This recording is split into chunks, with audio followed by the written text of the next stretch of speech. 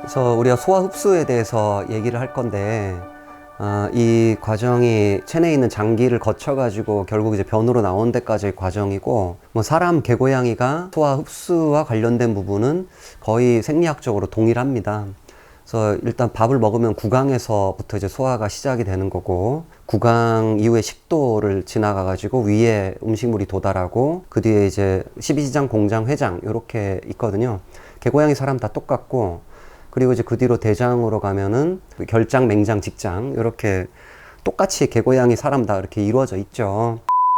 자, 우리가 음식물에는 6대 영양소가 있거든요. 그 영양소를 먹는 이유가 일단 그거를 체내로 흡수시켜서, 그러니까 들여보내가지고 세포가 이제 분화돼야 되고 성장해야 되고, 그 다음에 여러 가지 기능을 해야 되고, 그러니까 유지를 해야 된다라고 표현하거든요. 그렇게 이제 성장과 유지를 위해서 우리가 영양소를 쓰기 위해서 음식물을 통해 가지고 우리가 가져오는 거예요, 체내로. 그건 사람이나 개나 고양이나 다 똑같은 거거든. 그래서 가져온다는 얘기는 세포보다 더 작은 수준으로 작게 만들어서 통과시켜야 된다는 얘기예요.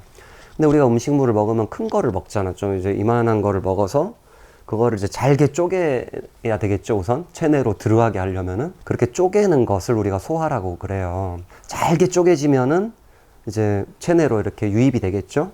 그렇게 유입되는 과정을 흡수라고 그러고.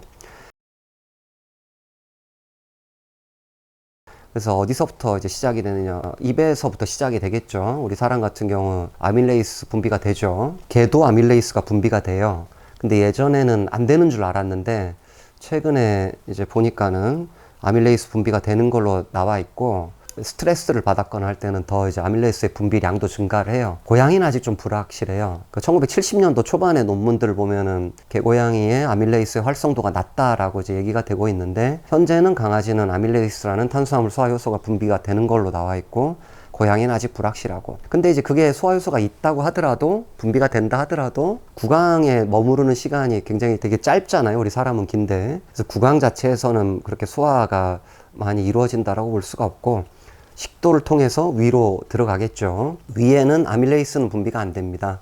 근데 이제 단백질 소화효소하고 지방 소화효소가 분비가 돼요. 단백질 소화효소가 여러 가지가 있는데, 그 중에 위에서 분비되는 걸 펩신오젠의 형태로 분비돼서 펩신이 단백질을 한번 쪼개요. 그 다음에 이제 라이페이스라는 지방 소화 요소가 분비가 되는데, 근데 라이페이스는 위에서는 작동을 못 합니다. 왜냐면은 그 위 pH가 낮잖아요. 되게 1에서 2 정도 되게 낮거든. 펩신의 경우는 pH가 낮을 때 활성도가 이렇게 높은데, 아밀레이스는 위 산도에서는 활성도가 없다라는 거죠. 그 알카리성에서 소화 효소로서 작용을 하거든요. 그래서 이제 별로 의미가 없다라는 거지. 그렇게 이제 단백질만 소화가 되는 거예요, 위에서는. 그리고 거기에 이제 머물러 있으면서 이렇게 좀 액상화 되는 거지. 그 뒤에 뭐 예를 들어 가지고 이런 질문들을 많이 해. 뭐 자연식은 수분이 많은 액상이고 건사료는 수분이 없으니까 소화 시간이 달라서 뭐 같이 섞어 먹이면 안 된다라는 얘기를 하는 경우가 있거든요. 근데 그건 엄밀하게 잘못된 얘기예요. 수분 함량이 많은 거는 소화 시간이, 예를 들어 위에 머무르는 시간이 짧아요. 근데 이제 건조물 같은 경우에는 위에 머무르는 시간이 길어. 근데 그 두 개를 섞었어. 그럼 그 중간 정도가 되는 거예요. 위에서 다 섞여버리는 거니까. 그래서 이제 그런 형태가 다른 걸 먹이더라도 체내로 들어가면은 다 이제 똑같아진다라는 거죠. 그래서 어쨌든 또 위에서 하는 역할은 이거를 이제 염산으로 녹여가지고 섞고 좀 이렇게 액화시킨 다음에 이제 12지장으로 보내는 거예요. 근데 만약에 이제 토를 했어요. 그러면 10중8구, 다는 아니지만 10중8구 음식물이 섞인 토를 했어. 그럼 그거는 12지장 이후의 문제가 아니라 그 전의 문제라는 거지. 다는 아니에요. 근데 이제 대부분은.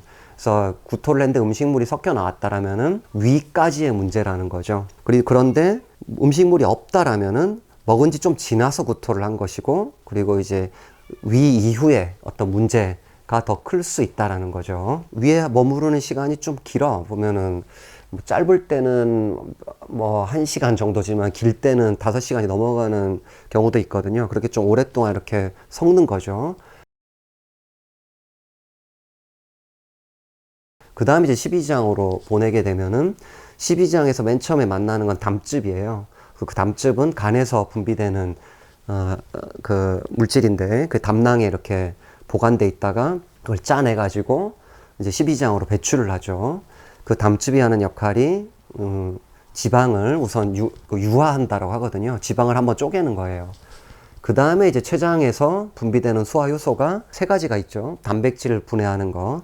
제일 대표적인 게 키모트립신이라는 단백질 분해 효소예요. 그 다음에 췌장에서 분비되는 라이페이스 지방 소화 효소. 그 다음에 이제 아밀레이스 췌장에서 이제 분비돼 가지고 그 세 가지 단백질과 지방과 탄수화물 전분을 이제 이렇게 쪼개는 거를 하는 거죠. 그래서 어디까지 쪼개느냐. 그 췌장이 가장 이제 강력한 소화 효소 분비 장기라고 볼 수가 있고, 그리고 이제 소장으로 가가지고 뭐 십이지장도 소장에 포함이 되지만은 소장 전 과정에 걸쳐 가지고 지방 소화효소, 단백질 소화효소, 탄수화물 소화효소 다 분비가 돼. 근데 이제 그 중에 제일 강력하게 분비하는 건 췌장 소화효소라는 거죠. 대장이 정말 큰 역할을 하는 거는 일단 대장에는 오래 머물러 있어요. 그 음식물이 소화된 것들이지. 소장하고 위에서 머물러 있는 시간보다 대장에서 머물러 있는 시간이 더 길어요. 그래서 이제 머무르는 동안에 각종 그 수분을 일단 없애는 역할, 좀 단단하게, 그리고 그 내용물을 좀 모으는 역할을 하는 게 대장이죠. 그렇게 이제 모으는 동안에 그 유익균들이 발효뿐만 아니라 이제 분해도 해요.